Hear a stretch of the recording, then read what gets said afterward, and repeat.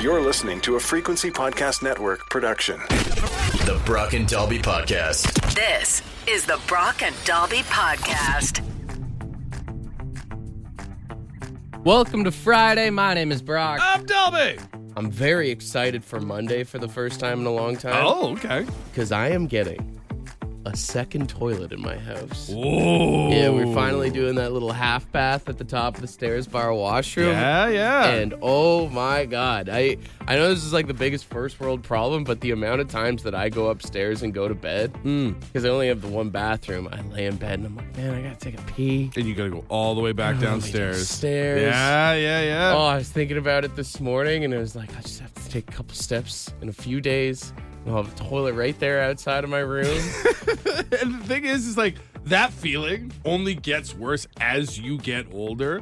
Like you will find yourself, if you had only had that downstairs bathroom, you'll stay in bed for a lot more because like, all the way down, then all the way back up. Dude, there's times in the morning where I wake up at like 2:30 and I'm like, I gotta get up in like an hour. Yeah. And then I just spend the time thinking about how I should have went to the bathroom. Pondering on it. But even the biggest problem with having one bathroom in the house is when I have people over and you gotta drop a deuce. Yeah. And it's like, I even feel bad for people that come over to my house because it's like, if you gotta stank up the toilet, Right. like you're kind of killing the vibe. It happens, right? Especially because you're the type to invite people over for food. Like you'll entertain. And my house is too small. Yeah. You can hotbox my place pretty good. Yeah. If you put some work in the bathroom, everybody's going to be aware of it. So having that secondary option of like, hey, go upstairs. Go to the upstairs. Honestly, the upstairs toilet will be the pooping toilet when guests come over. Absolutely, yeah. It's the furthest away. Now, I will ask this question because I don't know. There are a lot of things in a relationship that can cause friction, can cause strife. Sure. Have you and Courtney discussed who gets to use it first? Who gets to break it in? That's a momentous occasion. I mean, I don't know if you guys are at a point where you're willing to share. I'm coming for the throne. I'm telling you that right now. I am christening that SOB as soon as I can. Do you think that she'll allow that, though? Like, do you think that she's, well, who's going to be home? I think I'm just going to mark my territory and pee on the floor. Like, so I'll just miss the bowl like she claims I always do. Are you putting it in, or do you have someone coming to put it in? No, I got someone putting it in. Well, I'm just, only reason I ask is because you marking your territory on the floor might be tough for the poor guy who's trying to do the install. I've actually never thought about it before. Do people that install toilets, do they give it a test pee? I mean, I feel like they just give it a little flush to make sure everything's working. I personally would be offended if I came around the corner and found the guy I'm paying good money to taking away the christening of my brand new throne. Yeah, what's next? You gonna have sex with my girlfriend too? It's the next logical. This is the Brock and Dalby Podcast. Yeah, I'm sorry to ruin people's mornings if this does, but people's brand new homes, have been pissed in by at least one dude before they've moved into it.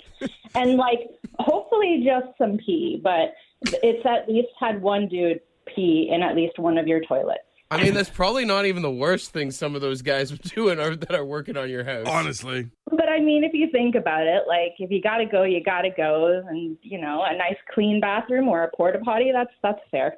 God, even when you think about it, at some point during the building process of this home, almost every square inch of your home has been crop dusted by a stranger. 100% it has. There's a lot of farts in there. A lot of farts, a lot of memories, a lot of farts. I actually have the same kind of thought when I go to the Salvation Army or Value Village and I look at pants and I wonder, I'm like, how many people have sharded themselves in these pants before? Probably a lot more than you think. Right? But what's worse is it could have been that they died and shat themselves while they were dying. So, that's so much darker. This is so much worse. That's gotta be the worst way to die, is it not? This conversation started with pee. Well, pee usually comes first, right? So We've got friend of the show, Quentin, on the phone. What's something people don't realize happens in their home before they move in? Yeah, man. There's some people out there who'll friggin' will smoke some cigarettes in your house 100% before you move in, aka like framers or man, you'll get plumbers and whatever in there. Every house is not a smoke-free house. No. Yeah. No, there's not a single new house out there that's smoke-free. What is, I assume you work in the trades, right, Quentin? Yeah, I do. What's the weirdest thing you've seen in like a new build of a house or anything like that someone do? Seen someone do? Or you doing yourself? A little bit of the devil's lettuce in the basement always stinks up the site pretty quick, but you just gotta be. It's funny when you do smoke a little bit of that lettuce and you're in the country and some people get looking around for the skunk. Dude, that's another thing that people don't realize. How many people are actually on drugs making their beautiful home? Yeah. Yeah, it's the drugs that actually make them put together square and level. You've got the ideal family, the husband, the wife, the 2 kids, the picket fence, and they're living in a damn drug den. Yup, pretty much. Every house starts off as a what's it called, a trap house. That's amazing. Thank you for opening our eyes. Yeah, have a good one, brothers. See you, man. Stay off drugs. 762-555. If you work in the trades, what is something we don't realize happens in our homes before we move in? Let us know. Here's some Skinner. It's That Smell. The Brock and Dalby Podcast. The Brock and Dalby Podcast. As someone who works in the trades, what's something people don't realize happens in their house before they move in? Yeah, so as a not former, but as a current tradesman myself, the amount of times that I have injured myself and just kind of sort of shrugged it off and wiped it on some 2x4s or rubbed some dirt on it. Oh, you're talking about like blood? Oh, 100%. Yeah, us tradesmen, we don't like stopping working. We'll throw some electrical tape on it, rub some dirt on it, and right back at it. The one thing I'm realizing this morning is every house is literally built with blood, sweat, piss, and poop. Yeah. Oh, yeah, there's probably just about as much bodily fluids as there is materials for the actual house. Oh, God, come on. Hey, thanks for chatting with us, man. Oh, no worries. You guys have a great one. Cheers, brother. Cheers. It's that. Also, someone texted in and said, I don't think a lot of people realize that they're not the first to be hungover in their house. Oh, absolutely. No, I never even would have imagined. And then you got to think that you're not even the first one to have drinks on the site because people have beers in there too. Friday beers for sure. Today, guaranteed, someone's building a new house and is going to crack open a cooler at 4 o'clock. Someone said when we install a new kitchen, if the rest of the house isn't done yet, we'll make food in the kitchen. That does make sense. Especially right? if you've got like a microwave already installed and it's lunchtime, like, why wouldn't you? Stove, whatever. People keeping stuff in your fridge. As long as you clean it up afterwards. Someone did admit to making love in a house that they were working on. They said they went back to the job site. And I'm going to go ahead and guess that that's too far. That feels like you have crossed a line that you cannot come back from. Add another fluid to the list you didn't know was in your house. We do have Brian on the phone. Now, you don't work on houses. You said you're a mechanic. What's the one thing people don't realize? Oh, you got to let one rip in the first delivery of the cars. As soon as we got them at the dealerships, you go and let one rip in the car, knowing you're the first one to part in that car. You're the first one to warm up the seats, eh? Yeah, darn right, bud. Oh, that just bothered me to my core. Well, I hope you never bought a Ford.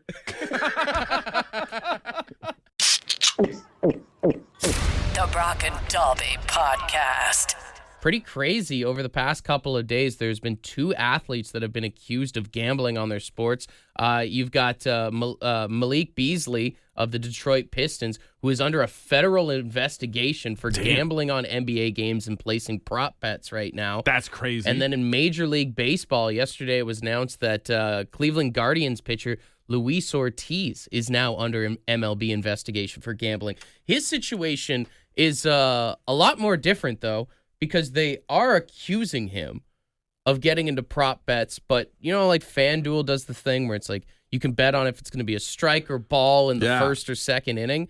They're saying that he has been throwing some of his pitches to to win bets. To sway whichever way it's going to Which pay out. I mean, like, be hard not to do something like that. I mean, honestly, it is flattering to say that he's doing this because that would imply that he has such good control of his pitches that he can guarantee a ball or a strike on any individual pitch. Which is, I mean, that's a pretty impressive thing to say about a pitcher. Well, also the thing is, too, is some people are speculating that there is more proof to this happening because he's only on a 1-year deal for $782,000, which to us seems like a lot, but to professional athletes, that's on the lower end of the spectrum of contracts. Everybody around him is making millions of dollars. So, and I mean, baseball is one of the toughest sports to really make it in. If you know you're only going to have a stint in the majors for a little bit, yeah. I mean, why wouldn't you? And there's so many of these bets out there. Like you said, there's like, is the first pitch going to be a ball or a strike? How long does he stay in? Total pitch count. Like even doing something as simple as being like betting the under on a pitch count. And then as you get closer, just being like, uh-oh, coach, shoulder hurts. Better take me out. Yeah. And then you cash out of the window, you know? Like it's really easy to bet on sports now for very much easier things to control. I mean, what's the saying everybody always tells you? Bet on yourself in life. The Brock and Dobby Podcast. We were just talking about the Back to the Beginning concert coming up this weekend and the final official farewell for Ozzy Osbourne and Black Sabbath, which feels like the end of an era, as that's one of the last big bands from that time that was still sort of, maybe they weren't doing a lot, but like it still felt like, well, maybe they could. Maybe Ozzy will get better. But then again, you look at like the Rolling Stones, and it seems like they're never gonna stop. I think the Rolling Stones are my, like, if DraftKings was taking a like last band standing bet, I think it's the Rolling Stones. I think it's between them and AC/DC for which one will be the last band of that era to be like actively touring and rocking out. Yeah, I mean, there's a lot of these ones like Foreigners still going, Trooper, all these bands, right? I mean, even you look at like ZZ Top, like they lost Dusty, but the other two are still out and doing things. They've still got a band. That's the thing. As long as you can get someone to still fill in the spot, as long as at least one of the original members are there, people are still going to show up. Technically, it still counts. You know which one feels like it has a lot of legs left? Is Judas Priest. Like, Rob Halford is in his 70s, but you wouldn't know it seeing him out on stage. 70? I believe he's 72 when I looked. Yeah. And he still, like, gets up on stage, does the whole metal god thing. Like, he's still rocking out. Well, that's like the Mick Jagger. Like, you see that guy jump up and touch his toes, and I'm like, dude, I bend down to tie my shoes sometime and my back hurts. I hurt my back laying in my bed for 6 hours the other day. How are they still going? The one thing that's weird is I know we've made the joke before of like what's technically classic rock now, like a band like Blink-182, and how all these classic rock bands are technically oldies now. Yeah. One thing I wonder is when do you think in movies they're going to start using music like that as creepy music? Because you know how if you watch any sort of horror movie, they'll play stuff like this. Right, yeah. Right? And it's got like that creepy kind of like undertone to it or whatever. At what point do we get a slowed down haunted version of 6 Feet from the Edge or whatever it is by Creed? There's gonna come a point where the music that we love becomes old and creepy. Like, there goes my hero. And everybody's like, oh God, it's giving me the willies. all aboard! That one actually works. This is the Brock and Dobby Podcast. I've really been enjoying the show today because we have been hearing from our friends that work in the trades of weird things they do in people's homes. It's crazy that this all started because you were excited at the beginning of the show that your house is getting a second toilet. And it has led to this treasure trove of stories of things people do on home builds when working for clients. We've got Randy on the phone. You got a story you'd like to share? Yeah, well, we did a job, and it was we were doing a lot of work on a guy's house. It was one of the head executives of the Pepsi company in town. Okay. And he had a big cooler all full of the Pepsi products. Said, hey, anytime you want something, go ahead, take it, you can have them. So we'd all bring cans of Coke and stuff and stick in the cooler. And he'd just blow a gasket when he'd come in after work and that. He goes, wait, be still working on it? And he'd just blow a gasket. He says, you're going to get me fired. That's so funny. It's so mean at the same time, though. Guy's like, hey, guys, we have all this stuff. Feel free to help yourself. And you're like, okay, but what if we screw with him? You ever been to a restaurant and been annoyed when you order a Coke and they're like, is Pepsi okay? Oh, yeah, definitely. It's like, no, I don't want that crap. I've been annoyed, but not so much to try and get the waiter fired. Yeah, he may be paying you guys, but he's not paying you off to drink his product. Hey, he's paying the boss. He ain't paying me. Oh, God. Oh, I love that so much. I think our new question this morning is, how have you ever messed with a client before? Yeah.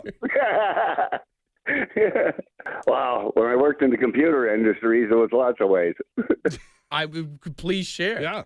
Oh, God. Well, we just set the computer up, so when he turned it on, it'd do something really weird, and he'd freak out and have to bring it back for us to repair it. That sounds like a scam. I was going to say, that's just called IT job security. Oh, no, if the guy had a bad attitude, hey, we should get him real good. So basically you're telling us if you have an attitude towards your IT guy, it's not going to work out. You're in trouble. You're in big trouble. Oh, a buddy of mine, he real good at, software stuff, right? And a guy gave him a hard time, and he shut the guy's business down. How do you do that? What? Well, the guy was using his computer for his business, all the telephone, and stuff like that, eh? And so he sent some code out to it that made it look like there was like 10,000 phone calls coming to it all day long. Nobody could get through. No! Oh, yeah. He shut the place down.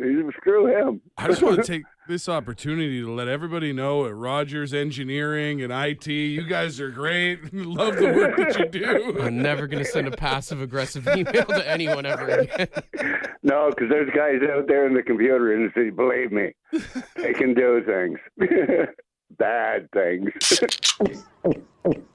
The Brock and Dalby Podcast. We've got friend of the show, Paul, on the phone. Do you have a story about messing with a client that you'd like to share with us? I do. I've just been, I used to work as a contractor, and this one coworker I had, he just decided to take a look in this guy's kitchen, take a look at all his spices, and then just rearrange them and put them just complete random locations in that spice cabinet.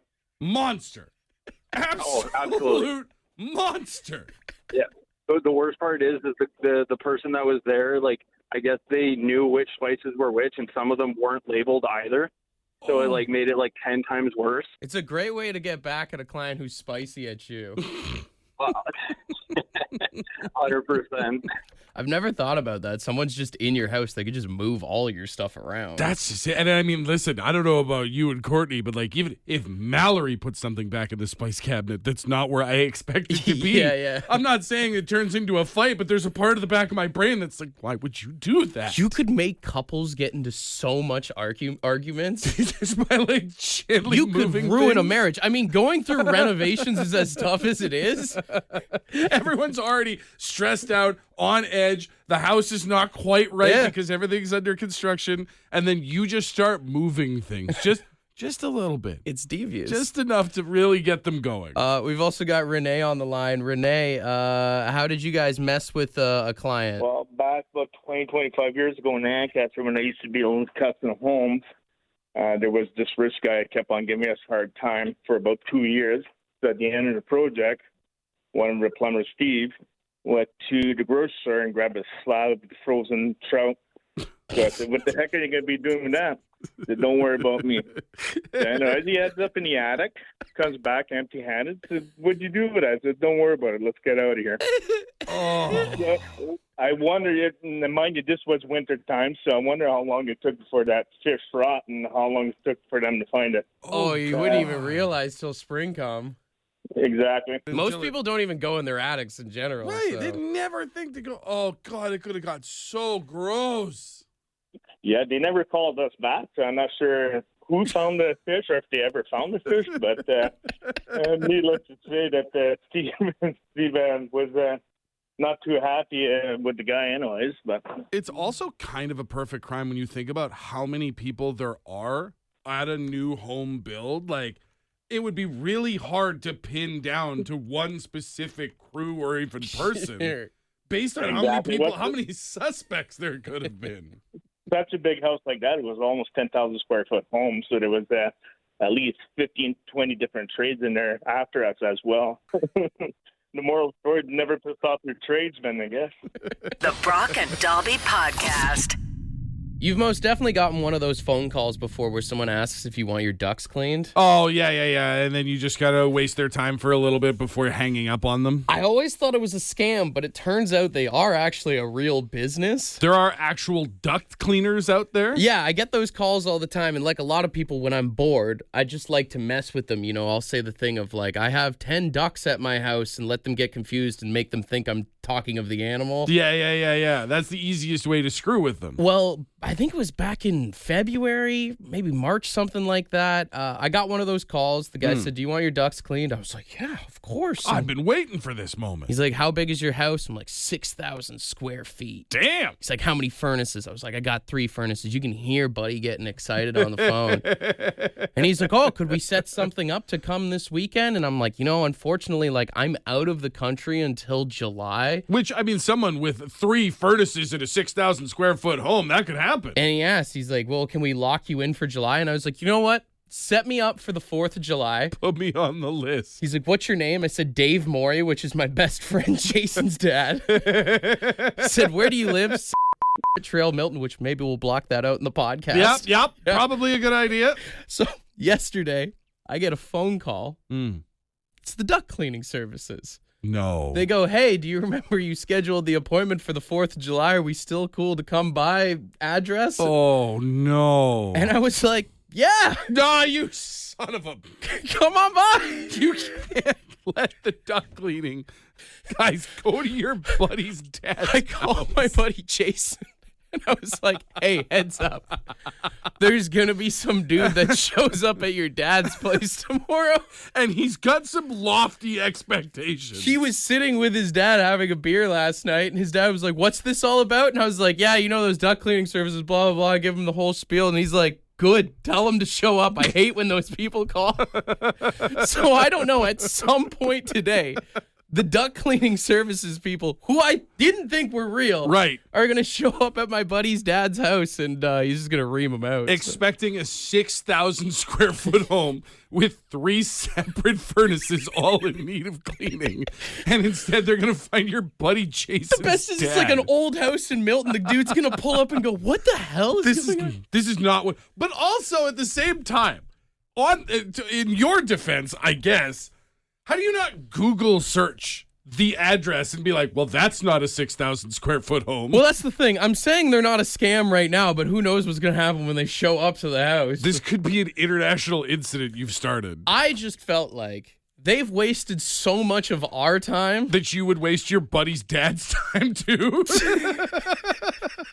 Well, he's in on it, so I guess that makes it a little we're better. wasting the duct cleaner's time. You're all working together on this one. Yeah. Tit for tat, This is the Brock and Dobby Podcast.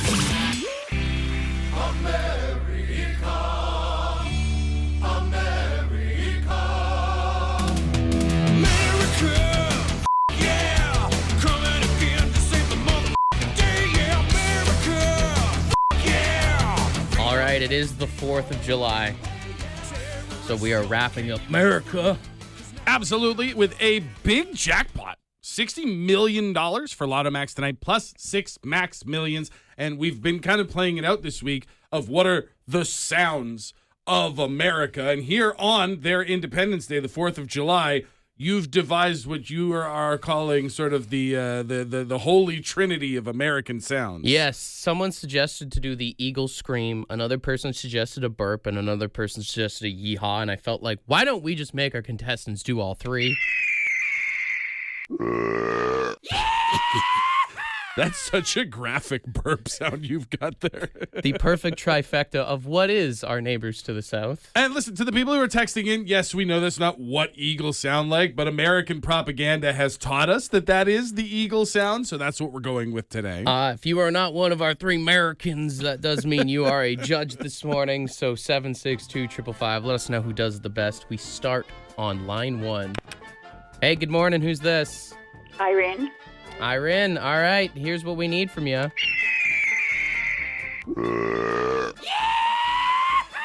Do you think you can be a little American for us this morning? I'll try. All right. Okay. Burp. Yee-haw! Hell yeah, Irene. Love it. Well done. Hot start. That's how you start the game right there. That's freedom right there is what it is. All right, Irene, stay on hold, okay? Yeah. All right. Oh, man, she didn't have, confidence, but she nailed it. That was awesome. Great job. We go to line 2 here. Hey, good morning. Who's this? Howdy, partner. It's John. Are you ready to be American for us? America's great.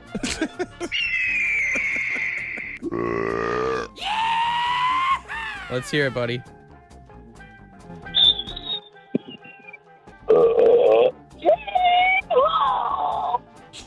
It was good. It was a little faint on the. Can you try and do the eagle again, real quick? Just the eagle. Damn. All right. All right. Good. Like a whistle? Yeah. I don't know what's going on there. Okay, let's go to line 3 here. Hey, good morning. Who's this? It's Ross. Ross, what do you think of your fellow Americans this morning? I don't know.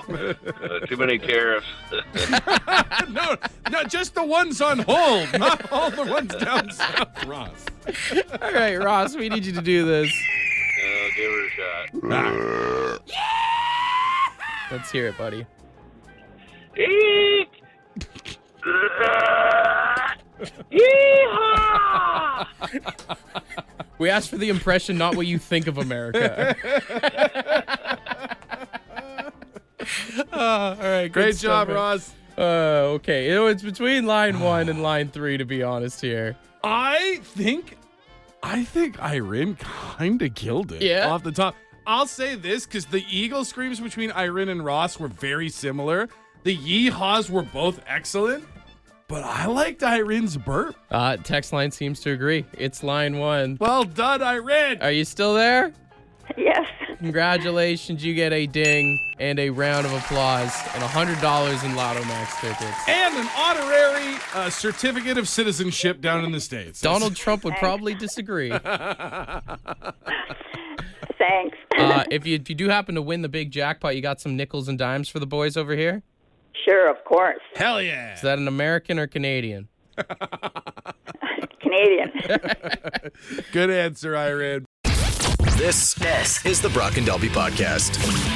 Next year is going to be a big celebration for those down south of the border, as it is the 250th anniversary of the United States of America. That's right. Donald Trump has very big plans for the 250th 4th of July. We're going to have a UFC fight. We're going to have a UFC fight. Think of this on the grounds of the White House. We have a lot of land there. We're going to build a little. We're not. Dana's going to do it. Dana's great, one of a kind. We're going to have a UFC fight, championship fight, full fight, like 20, 25,000 people. And we're going to do that as part of 250 also. Is that not crazy? That's an insane statement to say, that we are going to have the UFC do a title fight on Independence Day on the grounds of the White House in some new combat arena that Dana White is personally going to pay Not an arena, for. on the lawn. That's insane. It's That's wild. It's the closest we're ever going to get to like Roman gladiators, honestly. That's basically it. And I mean, you have to assume there'll be some sort of raised platform for Donald Trump to be able to stand up and do the old Roman thumbs up, thumbs down at the end of the fight. I wonder how they're going to set that card up. Like, they're not just going to have Americans fighting Americans. They have to have every competitor has to be a foreigner, I feel like. I don't know, because the problem is then what happens if on Independence Day, what happens if Ivan Drago beats Rocky in Rocky 4? You know what I'm saying? I'm so out of the loop on UFC, but this Canadian fighters have to start training for this. Start getting ready. You got a booking next year. If we win next year, no more tariff BS. Well, no. If we win next year, we get the White House, Yeah. right? That just becomes ours. Yeah, we're going to burn the White House down again like we did before. The Brock and Dalby Podcast. Ed's word of the day. Let's see what he's got. Good morning. Today's word is auspicious. Auspicious, yeah. AUSPICIOUS. Auspicious. And it's predicting or suggesting good fortune or prosperity. Well, I could use someone to do that to me. That'd be awesome. That's for sure. Anyway, that just about does it. Have an awesome weekend. Cheers up. Got a little feature from the dog in the background. If Ed don't feed that dog, it's not going to be an auspicious Friday for him. Auspicious, so basically just like, I don't know, being success? It's just it's a sign of something good. It's conducive to being successful. You know, if you work hard, that'll be an auspicious factor in you succeeding. Mitch Marner left the Leafs because he was auspicious in Vegas? Well, he's hoping to be auspicious in Vegas. Yeah. It was not auspicious in Toronto. Leafs fans are auspicious every October, less auspicious in the spring. The problem is that the playoffs are not auspicious in Ontario, so he had to go somewhere else. Yeah. If you get lucky this weekend, you're auspicious. Well, it's putting in the work that makes you auspicious. You got to pitch that woo, as they used to say back in the day, if you want to be auspicious. 2 minutes of work is still auspicious to me. Auspicious. That's a mouthful to say. It's a lot. You don't have to say that one. Use it wherever you can, all right? Want to be a part of the podcast? Leave a message on the Bad Line. The Bad Line is the answering machine for the Brock and Dalby Show. To get the number, text the word BAD to 762-555. Thanks for listening to the Brock and Dalby Podcast.